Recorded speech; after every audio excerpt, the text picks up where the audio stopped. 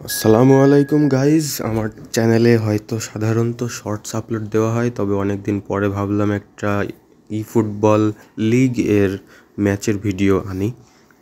তো দেখতেই পারছো লিভারপুল টিম নিয়ে চলে এসেছে অপোনেন্ট। তো আমার টিমে কিছু চেঞ্জেস করে নিলাম, তার টিম দেখলাম এবং সে 5 এট দ্য ব্যাক। তার মিডফিল্ডে শুধু রাইকার্ড এবং 4টা অ্যাটাকারও রয়েছে। আর আইডিটাও ভালোই পুরাতন প্লেয়ার। তবে ম্যাচের মধ্যে সে স্মার্ট অ্যাসিস্ট ব্যবহার করেছিল, যার জন্য বোঝাই যায় সে কোন লেভেলের প্লেয়ার। তবে ম্যাচ শুরু করা যাক। প্রথমে কিক অফ করলাম লুইস সুয়ারেজ দিয়ে, রাইকার্ড, জাভি, এবং তারপর সে অ্যাটাক শুরু করে দেয় এবং তার অ্যাটাকের মূল অস্ত্র হচ্ছে through pass spam, lofted through pass দেখাই যাচ্ছে। আবার সে তো 5 এট দ্য ব্যাক, এই জন্য এই সবই করবে। ভ্যান বয়টন দিয়ে একটা লফটেড পাস দিয়ে দিল রুমিনিগের মাথায়। এখান থেকে মেসি থেকে রুমিনিগে কীভাবে এটা ফিনিশিং করলো আমিও বুঝলাম না, কারণ ফিনোমিনাল ফিনিশ তো ওর কাছে নেই। আমার সুয়ারেজের একটা ফিনোমিনাল ফিনিশ এই ম্যাচে হবে, ততক্ষণ দেখতে থাকো। এবং প্রথমে সুয়ারেজের এই গোলটা সেভ দিয়ে দিল ম্যানুয়েল নয়ার, এবং সেইখান থেকে অনেকগুলো ক্রস করেছে ম্যাচে এবং ক্রসই চলতে থাকছে। যদিও তার কাছে হেডিংয়ের প্লেয়ার নয়, মোটামুটি ব্যালেন্সড, ফাস্ট এবং হেডিংও পারে, কিন্তু সবচেয়ে বেস্ট নয়। এবং ডেভিড ভিলাকে ফাঁকা করে দিল নেইমার। এই শ্যুটটা নয়ার সেভ দিল, তবে সুয়ারেজের পজিশনিংয়ের কারণে সে একটা গোল এখান থেকে বের করে নিল। এইভাবেই সুয়ারেজ তার খাতা খুলে নিল এবং ডেভিড ভিলার কার্ল এখান থেকে আকাশে উড়ে গেল, ভিতরে ঢুকাতে পারত। তবে এইভাবে ফার্স্ট হাফ শেষ হলো।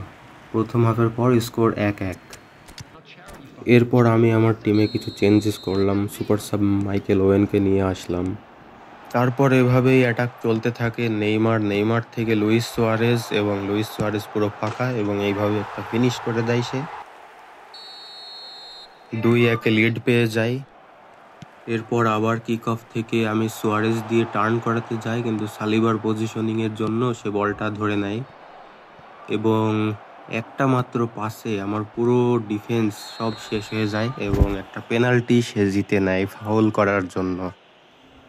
আমি ধরে নিয়েছিলাম যে সে বলটি মাঝখানে মারবে এবং সে খুব কাছাকাছিই মারে, তবে আমি যদি বায়াকে বাঁদিকে নিতাম তাহলেই এটা সেভ দিত, তাছাড়া এটা সম্পূর্ণ গোল।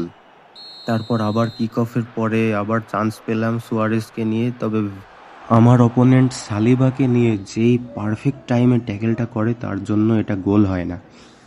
তবে আমি কর্নার থেকে এখানে রাইকার্ডকে দিয়ে একটা গোল দিয়ে দিই, যার জন্য আমি আবারও লিডে চলে যাই। অপোনেন্ট তারপর কিছু সেটিং পাল্টায়, আমিও কিছু পাল্টাই, নতুন প্লেয়ার সাব করি। তারপরে এসে সে আবারও একই কাজ করতে থাকে এবং এই জায়গায় পাঁচও রোনালদোকে ঠেকাতেই পারল না। সবসময় গায়ে হাত দিয়ে আছে, কিন্তু নাই ধরতে পারছে, নাই বল বের করতে পারছে ওর কাছ থেকে।